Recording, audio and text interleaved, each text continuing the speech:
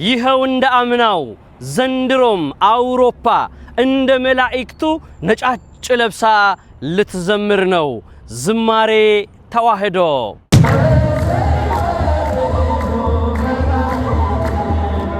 እንደምታስታውሱት አምና በነበረን የዝማሬ መርሃ ግብር የመጡ ሰዎች የተደሰቱበት የቀሩ ሰዎች ደግሞ የተቆጩበት ድንቅ የምስጋና ቀን ነበር።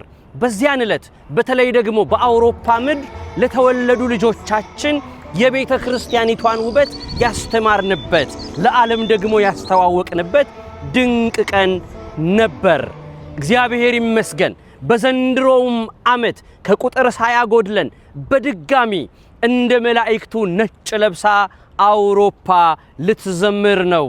ዝማሬ ተዋህዶ የጀርመንና አካባቢው ሀገረ ስብከት የሰንበት ትምህርት ቤቶች አንድነት የፊት ለፊታችን ሚያዝያ 24 ወይም ደግሞ ሜይ 2 ከምስጋና ጋር በእግዚአብሔር ዘንድ ልመናችሁን አስታውቆ በሚል ድንቅ የሆነ የዝማሬ ቀንን አዘጋጅቷል። ስለዚህ በአውሮፓ ምድር ያላችሁ በተለይ ደግሞ በኔዘርላንድ፣ በስዊዘርላንድ፣ በኦስትሪያ በመሳሰሉት በጀርመን አካባቢ ያላችሁ አውሮፓውያን ባሳችሁን እየተከራያችሁ ትሬናችሁን እየተሳፈራችሁ በጌታ መቃብር ዙሪያ ቆመው ነጫጭ ለብሰው የጌታን ትንሳኤ ለዓለም እንዳወጁት እንደ መላእክቱ በዘመነ ትንሳኤ ነጫጭ ለብሰን ብፁዕ አባታችን አቡነ ዲዮናስዮስን ከፊት አስቀድመን እኛ ደግሞ ተከትለን እግዚአብሔርን እናመሰግናለን።